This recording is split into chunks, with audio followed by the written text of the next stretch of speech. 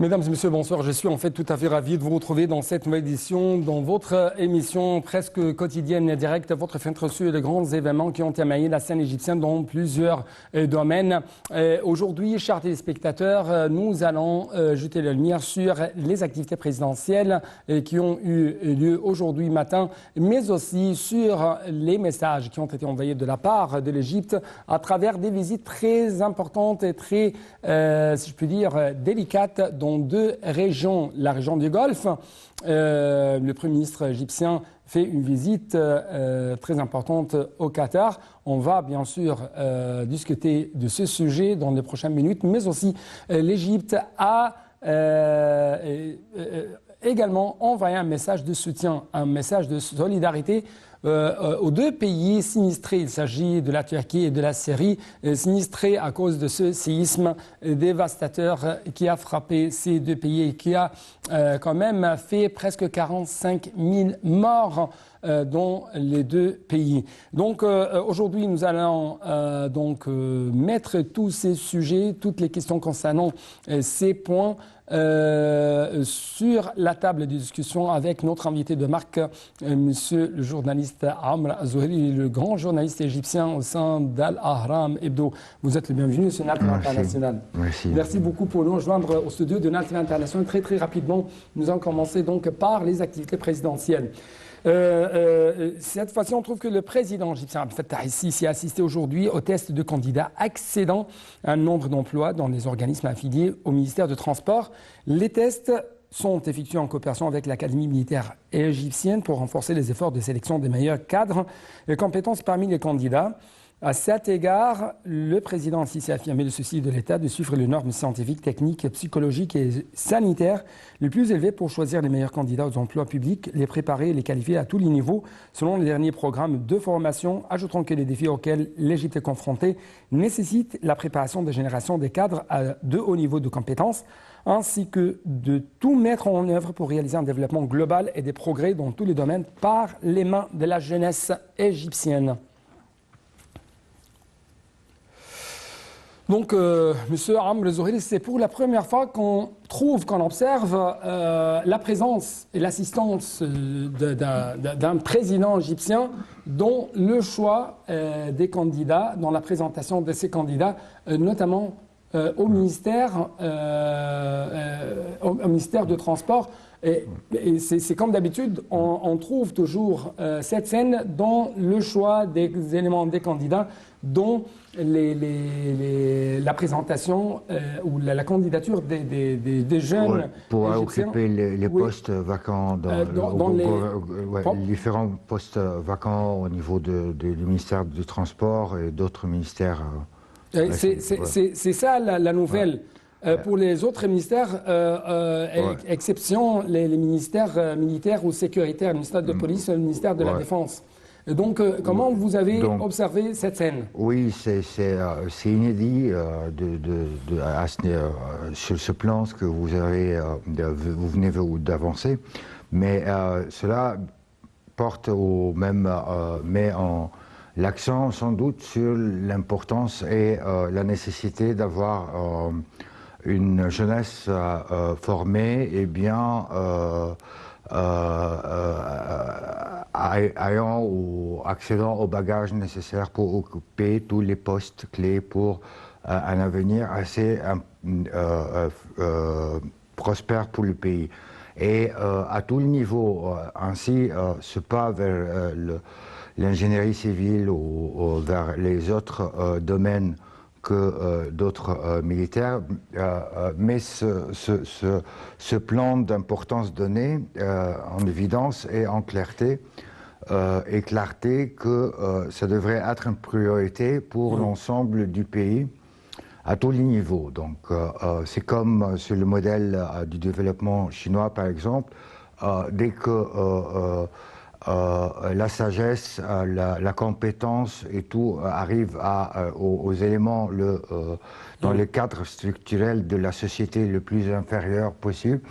Avec ce développement, cela nécessitera et engagera un développement au niveau supérieur plus tard. C'est avec ce modèle de développement, il n'y aurait pas des oubliés, il n'y aurait pas des gens mis aux côtés, et en même temps, ça pourrait, d'un côté, prioriser les nécessités de l'État, et de notre côté également, mettra l'accent sur les lacunes que devrait le système donc réparer et mettre on essaie de rendre le système au niveau des institutions gouvernementales des systèmes de plus en plus compétents.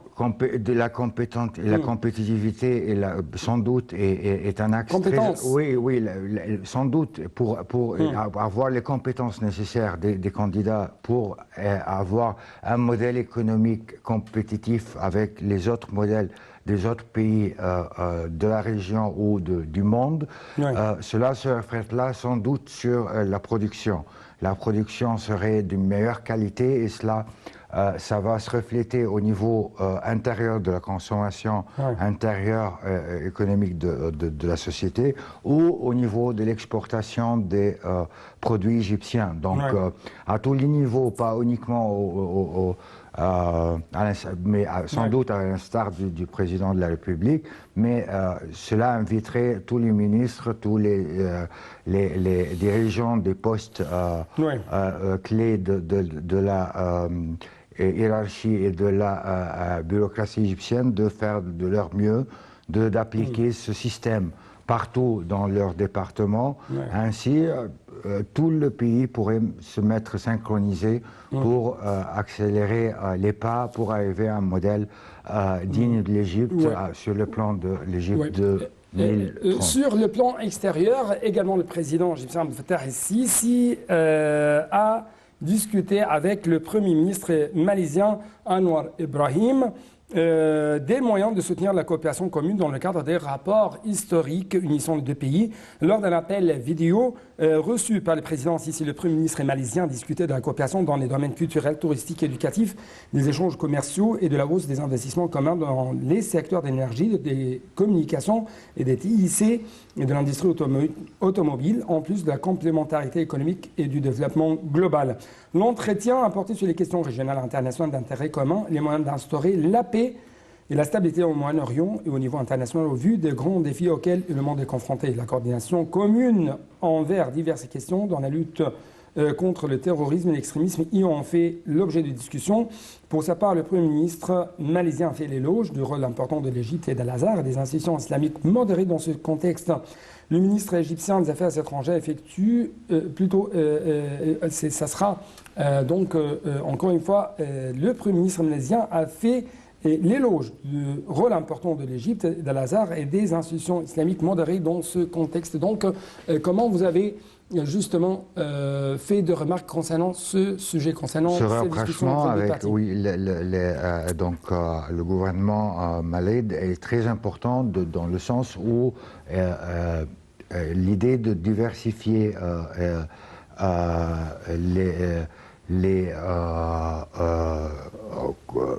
les partenaires et et plus que cela peut-être les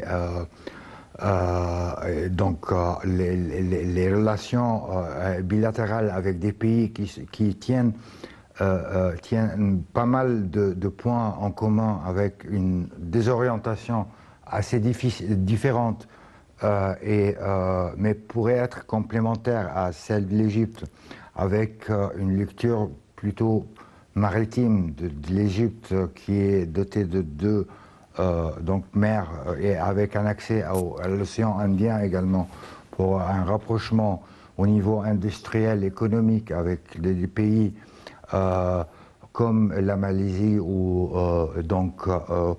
l'Indonésie, dans tout ce secteur qui était et qui reste sans doute négligé en dépit de tout ce qui était dans les années 60.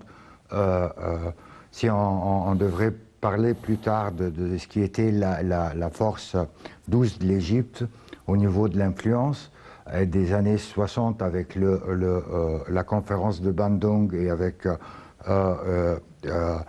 l'idée dominante de tiers-mondisme et de de rejet du colonialisme et en même temps un refus de prendre une position dans une guerre une guerre froide assez marquée dans l'histoire de l'humanité, en refusant de prendre parti de cette confrontation.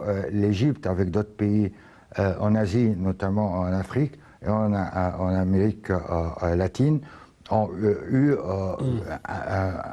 une aura, une influence et une solidarité interne entre leurs pays respectifs pour donner une nouvelle vision différente du monde à ce moment-là. Et une exigence de plus en plus une coopération sud-sud. Oui, pourrait se produire sans doute avec des exigences martiales des quelques puissances économiques et militaires mondiales, en poussant vers la guerre au moment où tous les cris devraient installer la paix et le fortifier.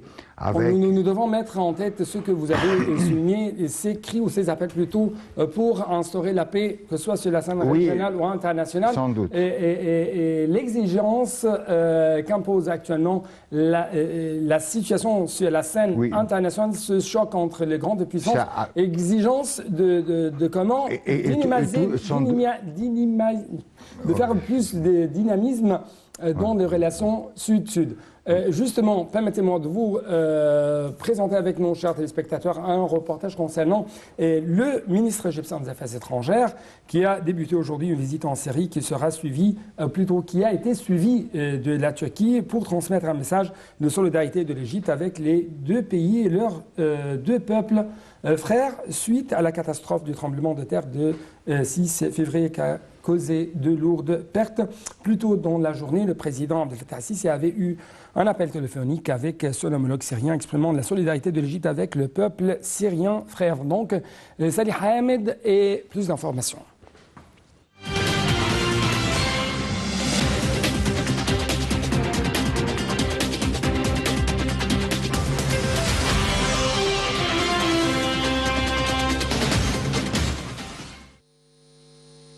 Le chef de la diplomatie égyptienne, Sameh Choukri, a débuté lundi une visite en Syrie qui sera suivie de la Turquie pour transmettre un message de solidarité de l'Égypte avec les deux pays et leurs deux peuples frères suite à la catastrophe du tremblement de terre du 6 février qui a causé de lourdes pertes dans les deux pays, a déclaré dimanche le porte-parole du ministère des Affaires étrangères, l'ambassadeur Ahmed Abouzeid.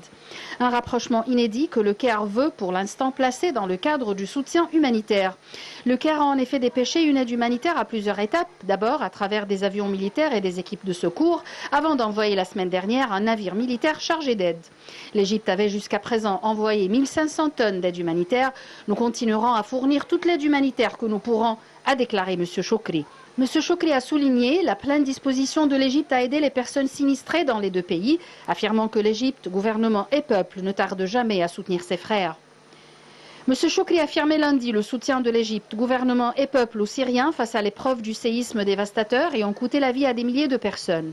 Lors d'une conférence de presse conjointe à Damas avec son homologue syrien Faisal Al-Miqdad, M. Choukri a affirmé que l'Égypte est prête à mettre à disposition toutes ses ressources pour soutenir le peuple syrien en coordination avec le gouvernement syrien et selon les priorités afin de pouvoir faire face au séisme. Les deux ministres ont discuté des efforts déployés par d'autres pays sous l'ombrelle de l'ONU pour alléger les charges pesant sur les Syriens. Le principal objectif de ma visite à Damas est humanitaire pour transmettre la solidarité de l'Égypte aux côtés syriens, a-t-il affirmé. Le président Bachar el-Assad a exprimé ses remerciements à l'Égypte et à son peuple pour leur accueil et leur bon traitement des réfugiés syriens, a indiqué Ahmed Abouzeid, porte-parole du ministère des Affaires étrangères, sur son compte Twitter.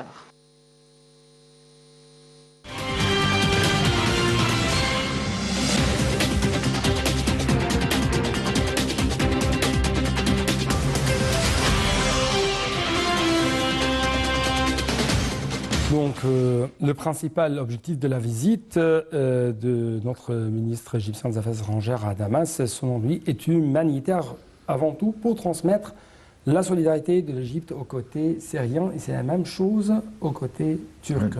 Sans doute. Permettez-moi tout d'abord de présenter mes condoléances au peuple turc et syrien pour les pertes colossales qui ont été résultat de ce séisme qui a fait plus de 50 000 victimes. Et toute la solidarité et l'amitié du peuple égyptien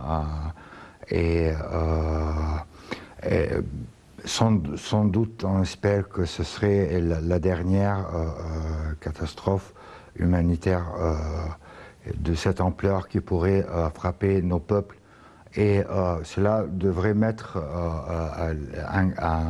un cloche pour une alerte de la nécessité pour l'ensemble de l'humanité de développer un mécanisme de soutien interne entre les pays et laisser de côté des guerres qui ne font que créer des problèmes et des pénuries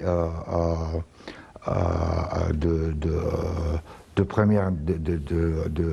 fournitures de première nécessité et de blé ou d'autres choses et qui font augmenter les prix des énergies fossiles au moment où l'ensemble de l'humanité devrait se concentrer pour œuvrer contre le réchauffement climatique et mettre en accord tous les atouts que l'humanité tient pour réaliser le but ultime et plus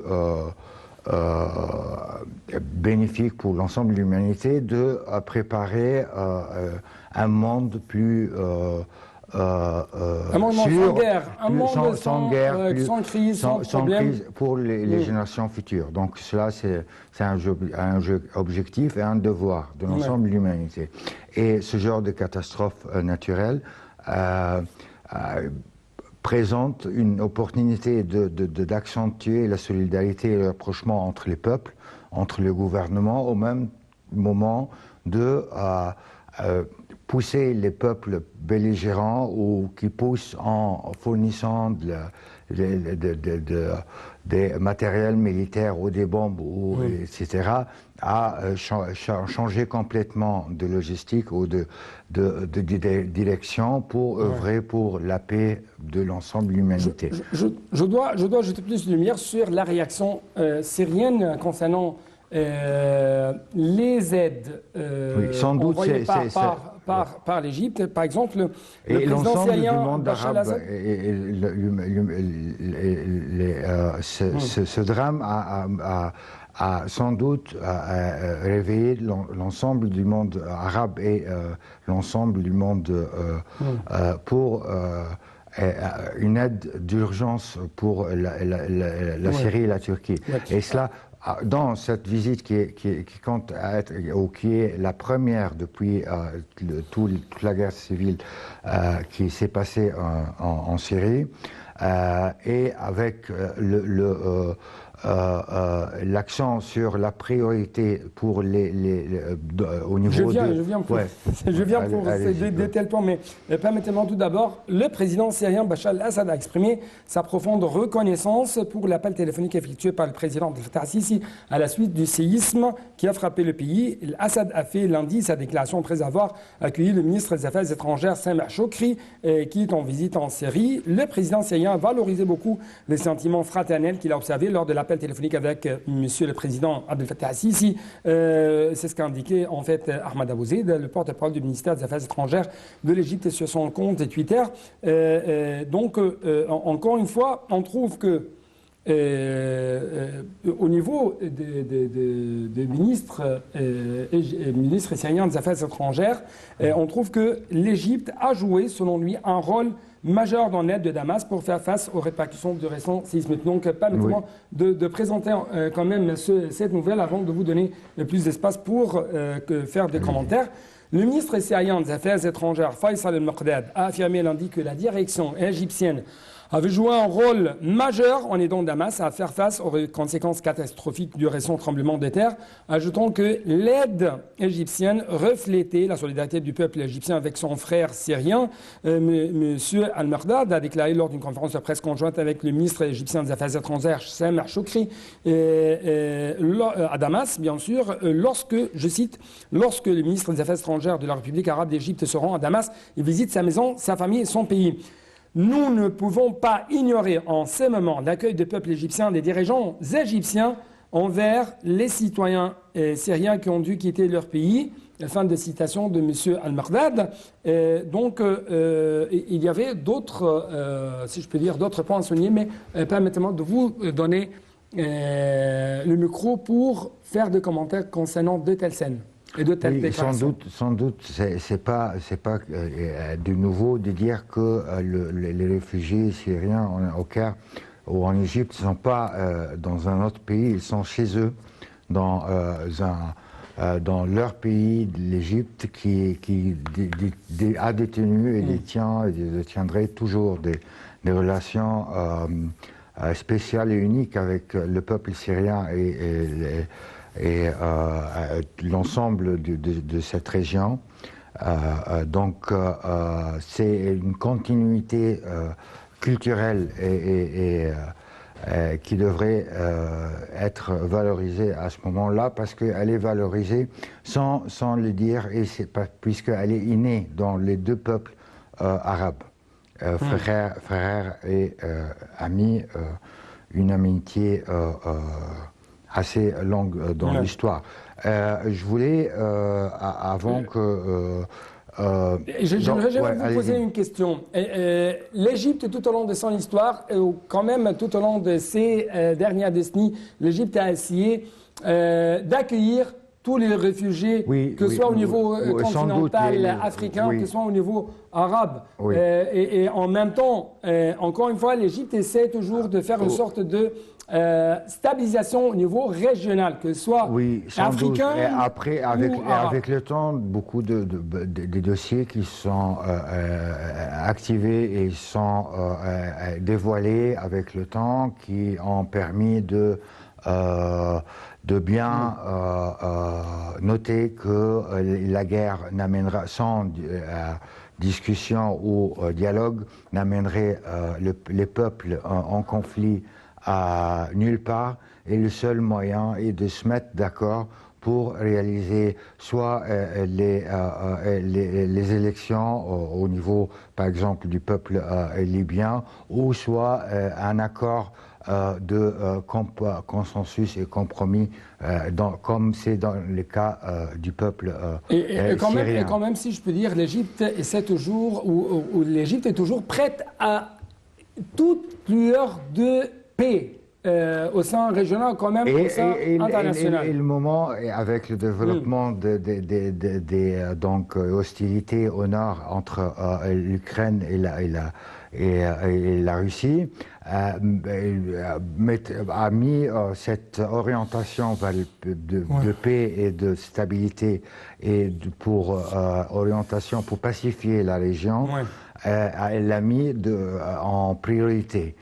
Aujourd'hui et demain, avec un développement inédit également des colonisations israéliennes. Nous sommes en fait dans une course contre la montre. J'ai aujourd'hui beaucoup de points à commenter de votre part. Par exemple, le ministre égyptien des Affaires étrangères, Sameh Choukri, a déclaré lundi que l'assistance fournie par l'Égypte à la Turquie était le moins qu'on puisse faire dans le cadre de la volonté de l'Égypte d'alléger les souffrances de personnes touchées par le tremblement de terre qui a frappé la Turquie. Choukri a souligné lors d'un point de presse conjoint avec son homologue turc, dont le port turc de Mersin, où l'aide égyptienne est arrivée en Turquie, que le gouvernement, le peuple, mais aussi les dirigeants égyptiens étaient attristés de cette catastrophe qui a touché le peuple turc, a mis, faisant état de directive pour donner la priorité au passage des navires de secours par le canal de Suez. Donc c'est un point à noter, à commenter de votre part, mais j'aimerais continuer que Monsieur le ministre convient que l'Égypte ferait tout son mieux, tout son possible pour soutenir les efforts en faveur du peuple turc, notant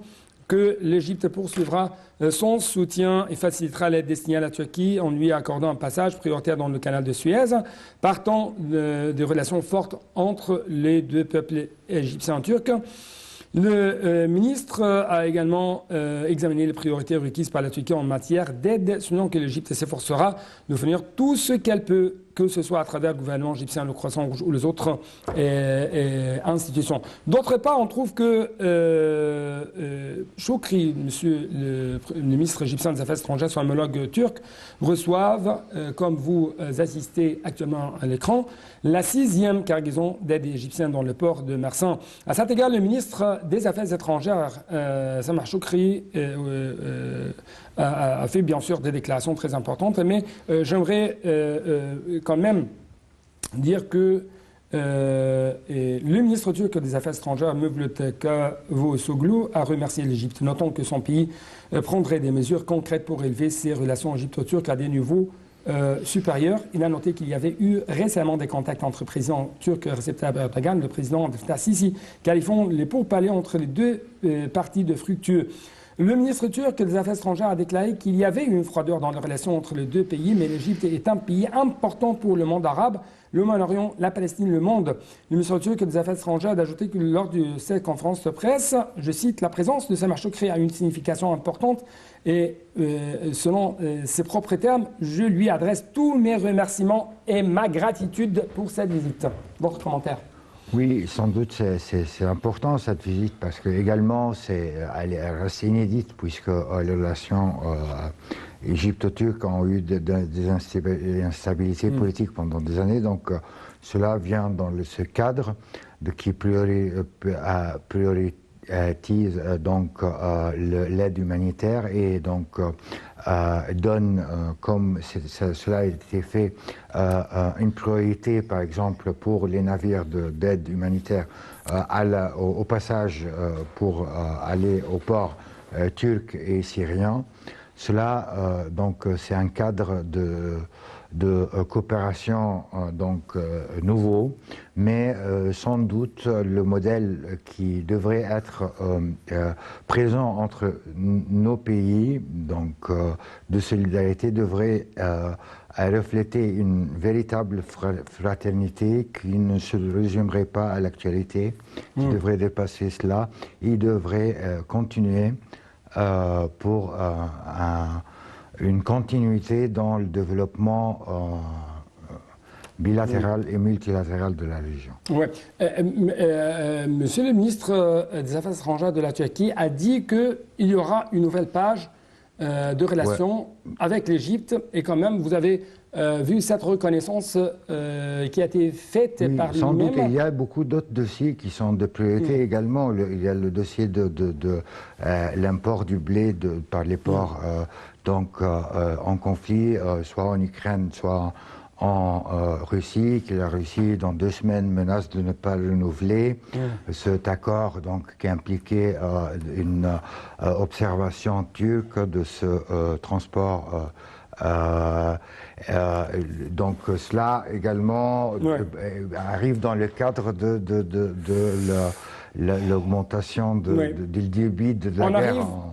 On arrive justement à une question très importante, un point très important. Il s'agit de cette déclaration faite par le président du Sénat de l'Égypte qui a jugé important le retour de la Syrie dans les giron arabes. J'aimerais bien sûr écouter votre point de vue, mais après ce petit reportage.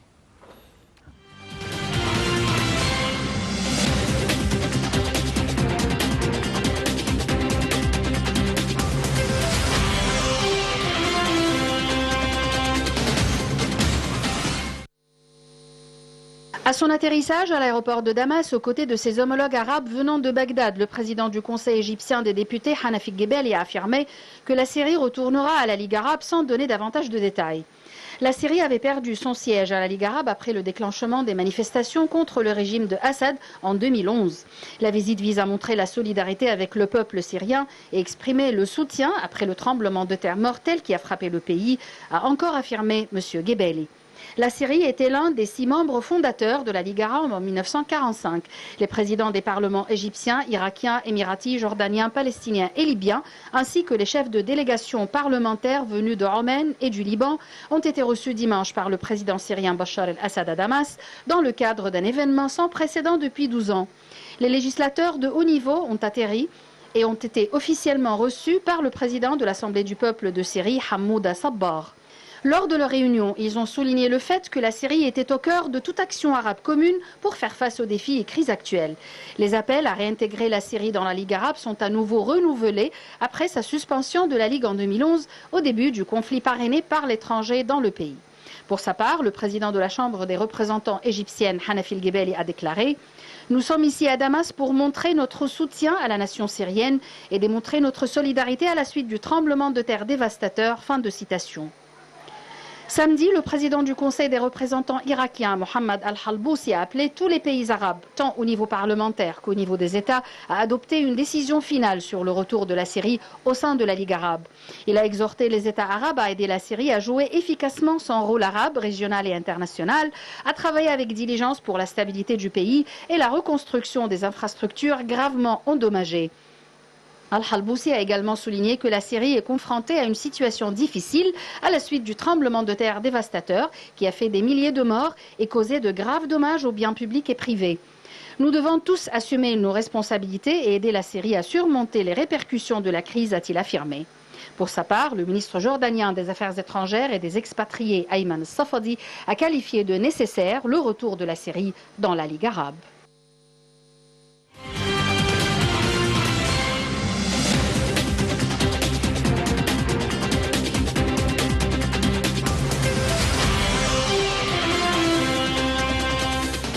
Quelle est votre réaction concernant cette dernière partie de ce reportage? Alors, je pense que ce retour est bien attendu à tous les niveaux, au niveau arabe, au niveau syrien, et j'en passe de l'ensemble de ceux qui attendaient ce retour, parce que, comme je disais tout à l'heure, que l'expérience et le temps qui a coulé a bien démontré que la Syrie également a été victime de ce qui pourrait être qualifié de guerre par procuration,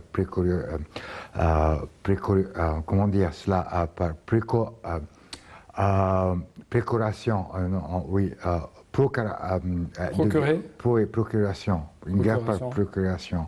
Donc c'est des autres acteurs qui s'impliquent au nom du peuple syrien ou au nom de n'importe quel peuple pour créer une stabilité politique qu'on a après militaire et économique et sociale, qui avec le temps on pouvait plus distinguer qui est qui avec qui pour l'intérêt de qui, qu'est-ce qui se passait pendant le peuple syrien a payé un grand tribut et a été victime d'une guerre catastrophique pendant des années, et en même temps, en dépit de la solidarité donc normale du peuple arabe, il n'a pas été accueilli de la même façon que d'autres réfugiés dans l'ensemble du monde entier. Et cela causerait des problèmes et mettrait l'accent sur l'importance des cadres régionaux et plus étroits d'amitié et de solidarité,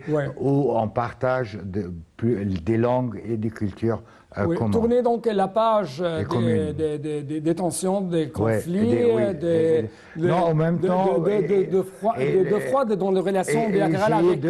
d'avoir notre modèle de démocratie adapté à notre religion, à notre culture, à notre façon d'apprendre. Donc l'Égypte essaie toujours de tendre la main de coopération dans tous les pays de la région.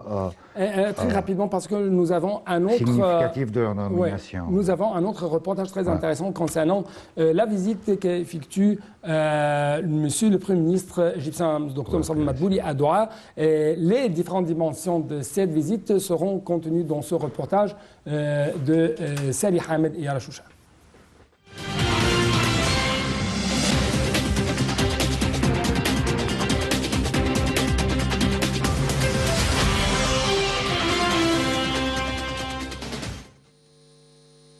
À leur arrivée à l'aéroport, le Premier ministre Mostafa Madbouli et la délégation qui l'accompagnait au Qatar ont été reçus par le ministre qatari des Transports, l'ambassadeur du Qatar en Égypte et l'ambassadeur d'Égypte au Qatar.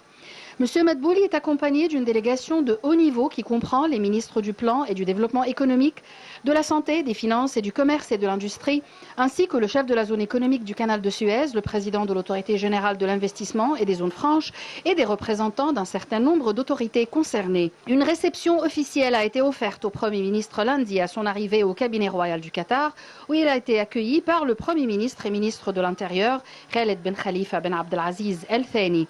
Cette visite s'inscrit dans le cadre de la volonté des deux pays frères de soutenir et de développer les relations bilatérales dans divers domaines d'intérêt commun.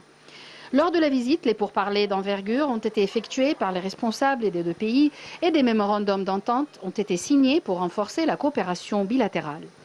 Le Premier ministre Mostafa Madbouli et Cheikh Khaled Ben Khalifa Ben Abdelaziz El Thani, Premier ministre et ministre de l'Intérieur, ont assisté à la cérémonie de signature d'un accord entre les gouvernements des deux pays visant à éliminer la double imposition sur le revenu et la prévention de l'évasion fiscale. L'accord a été signé du côté égyptien par le ministre des Finances, Dr Mohamed Maït, et du côté qatari et le ministre des Finances, M. Ali Ben Ahmed Al-Kawari. L'ambassadeur Nadej Saad, porte-parole officiel du Conseil des ministres, a déclaré que l'accord traduit la volonté des deux pays de développer les relations économiques et de renforcer la coopération bilatérale dans divers domaines. Il a ajouté que cet accord s'inscrit dans les efforts du gouvernement égyptien visant à créer un environnement des affaires plus stimulant pour les investissements et à attirer le secteur privé local et étranger à participer dans le domaine économique d'une manière qui contribue à développer les capacités de production et à élargir la base d'exportation.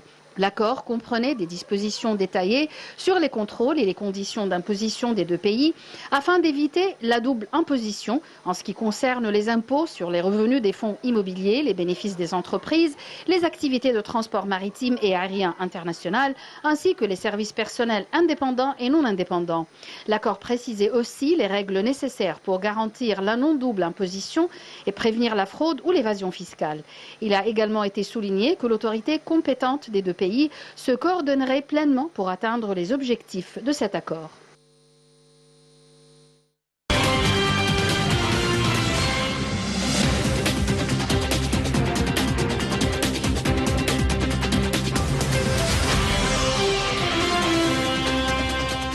Monsieur Ahmed Zoheri, comment vous avez lu les messages les plus marquants pendant cette visite? Sans doute la visite du Monsieur le Premier ministre à Doha, elle est très importante également au niveau de ce qu'elle apporte au niveau du système fiscal égyptien, au niveau de ce que pourrait être une sorte de synchronisation ou mettre en dynamisme et en modernité le système de taxation ou d'imposition pour éviter ce double, par exemple, imposition à travers les pays, soit pour les entreprises ou pour les individus. Et cela pourrait se représenter également dans un cadre plus large de la Ligue arabe, par exemple, qui devrait ou attendrait la rentrée syrienne à ses rangs. Cette visite est une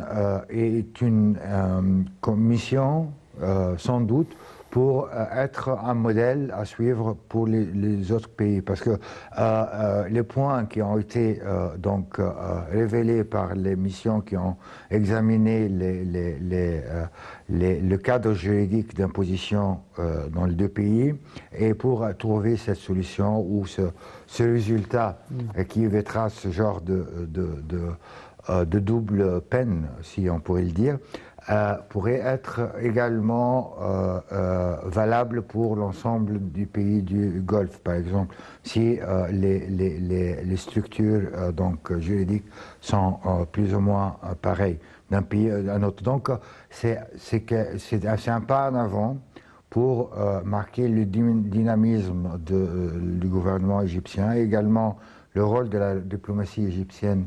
On a vu aujourd'hui deux visites 3 visites importantes du Premier ministre, accompagné des ministres des secteurs très importants dont